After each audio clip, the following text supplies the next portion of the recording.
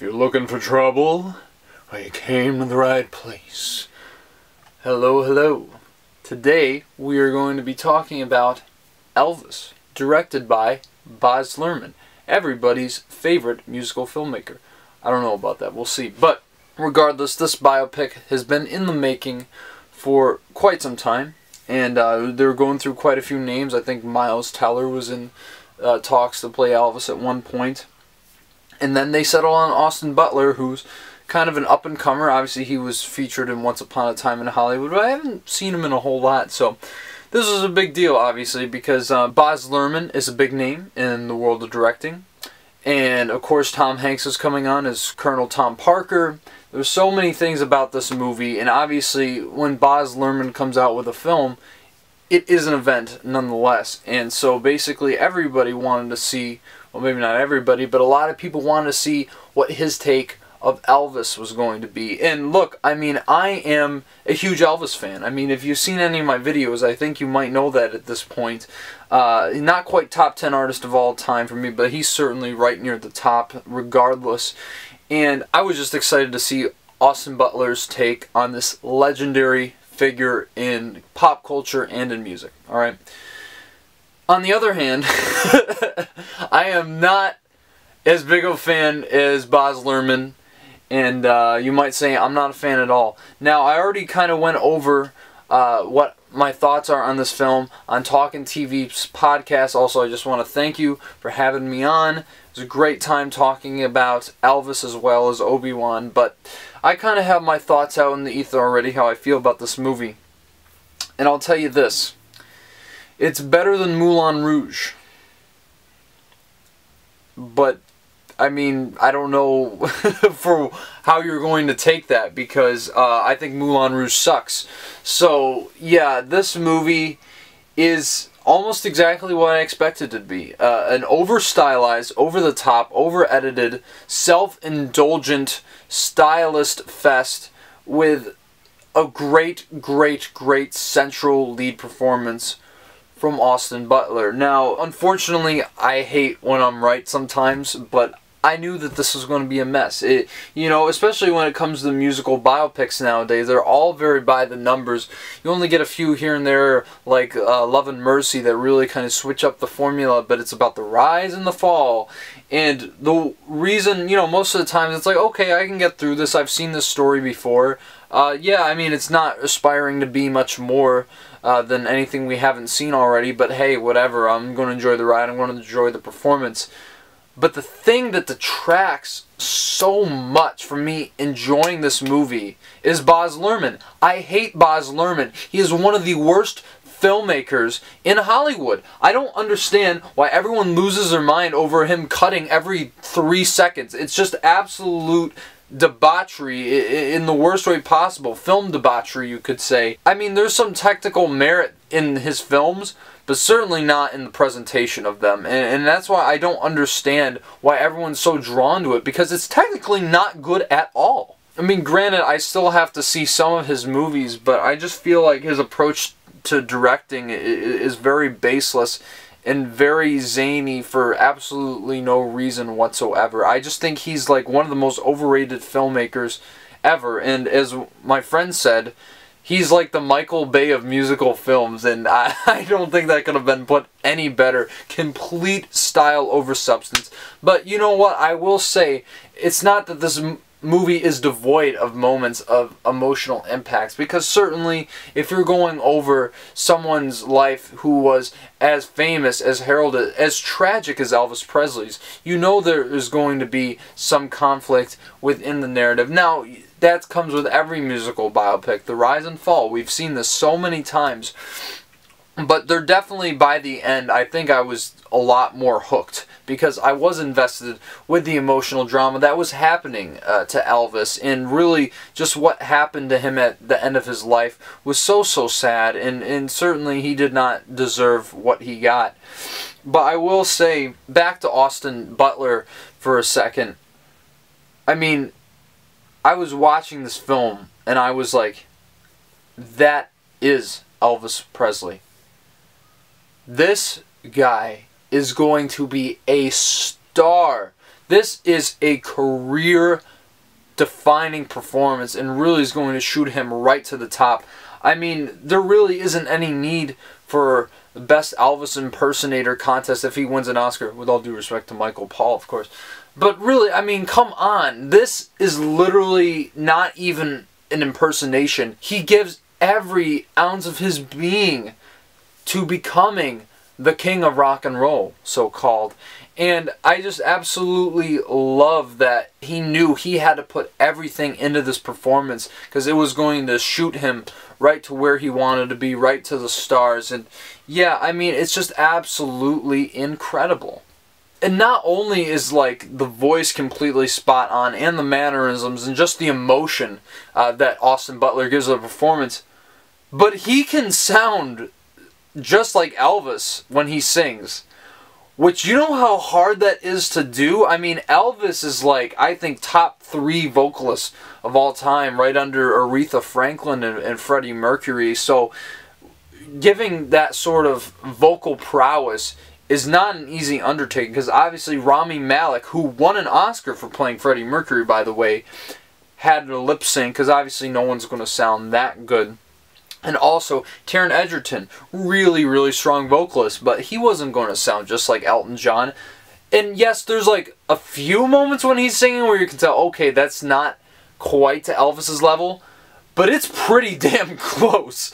So it's just unbelievable that they find this guy almost out of nowhere and are like, alright, we're going to go with him. And it's just, I can't sing my praises enough about how good he is. I think he could even win an Oscar for this role. I think this is going to be one of the hardest performances to top this year. Because obviously, yeah, I know, you know, transformed performances, the Oscars always go for it.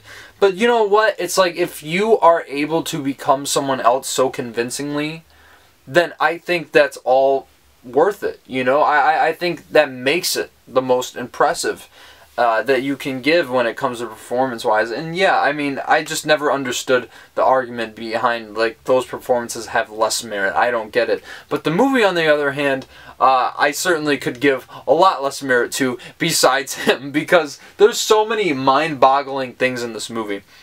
One, Baz Luhrmann's, like, very offhanded and just liberal use of music. I don't even understand what he was thinking. I mean, there's one scene where Elvis is literally walking down Beale Street, and you hear Doja Cat's version of Hound Dog start playing.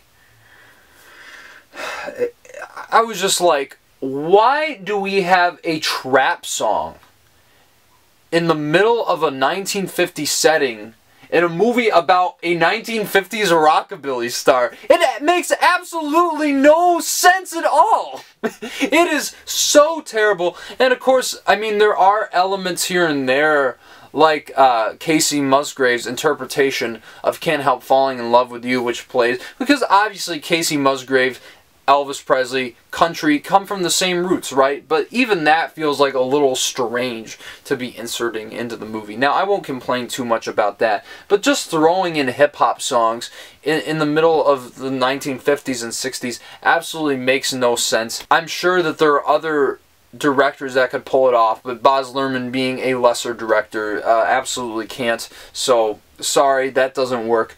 And another thing I hate about a lot of biopics is just the way they just changed historical details on the fly. Like, there's a scene where B.B. King goes with Elvis to this club, and he's like, oh, hey, who's that guy?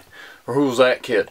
And it's Little Richard, and he's like basically saying, oh, you'd make more money off of his music than he would. And the thing is, Little Richard was signed to RCA before Elvis was. And supposedly this took place in like 56 or 57. So it's like, what are they even talking about? That's just straight up wrong. I've never liked that about biopics. It's like, I get you have to dramatize certain events to kind of fit your narrative. But when you're changing stuff like that, it's certainly something that I don't appreciate at all, and I don't think most people do either. But another thing that absolutely boggles my mind in this movie, and I never, ever thought I would have said this about this man's work in my life, Tom Hanks. this is the worst performance I have ever seen from Tom Hanks. He's doing this weird accent that, for one, the Colonel didn't even have, because he was Dutch, and apparently he kind of adopted more of a southern accent later on, but it's just so ridiculous what he's doing with his voice and having him don the fat suit.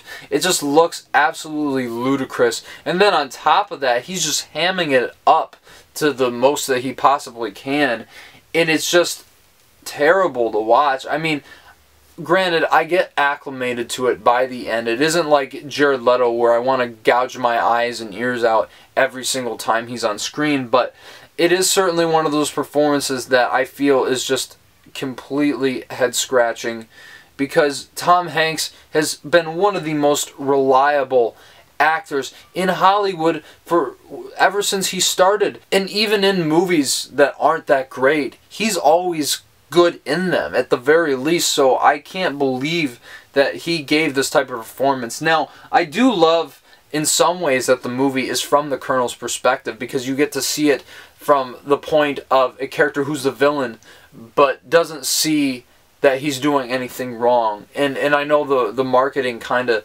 makes it, oh, this is going to be Elvis' story, which it certainly is, but I think it's the Colonel's story even just a little bit more so. And so I know some people might be a little misled by the marketing. I don't think it's that big of a deal, but I just think for being such a central figure in the narrative, to give him that type of material and to let him off the leash like that was just absolutely a terrible, terrible decision. Now, look, I mean, there are a lot of things to admire about this. Obviously, the production is incredible. Baz Luhrmann always brings S-tier production design and costumes. Very, very period accurate, especially all the Elvis costumes. Like, especially having Austin Butler in them. I'm just watching him and I can't believe that it's anybody besides Elvis. I mean, that is where this movie really excels, with all the glam and all the glitter. You know that's how it's going to be for a Baz Luhrmann movie, so whether you're into that or not, it's always going to be exceptional, top-notch in that regard. But the merit of the rest of the film falls upon whether you like his style or not. I certainly do not. I never understood Baz Luhrmann just from the 2 movies I've seen. Still gotta watch The Great Gatsby. But yeah, this was even more disappointing than I thought it would be. Being such a big Elvis fan, it was great to see Austin Butler take this legendary performer and kind of embolize him in the filmic sphere, but regardless, that doesn't make up for the rest of this movie, this just terribly edited, stylistic splooge fest. That's what it is. But regardless, there's still a lot to love about it. So I'm going to give it a 5.5 out of 10. Don't rush out to the movie to see this, but if you really are a huge Elvis fan and want to see Austin Butler absolutely dominate the role of Elvis Presley, then I would say by all means, as long as you have the money, go out and check it out. So yeah, guys, that's my review for Elvis. What did you think about the movie? Let me know. I know there's some massive Elvis fans out there, and I know there's some people who aren't as big on Elvis, so I'd love to hear your take in the comments below. And of course, smash that like button, subscribe to the channel. Always appreciate the support. And yeah, guys, I mean, the channel, I just continuously see things going up, and I just appreciate it so much. So from the bottom of my heart, thank you. And of course, I've already talked about some other things that are coming down the pipeline. I'm going to graduate school now, so it's going to be a little bit trickier to get some videos in the can, but I definitely want to get that Obi-Wan review to you very soon. So yeah, guys, stay tuned for everything coming down the pipeline, and until then, I'll see you later.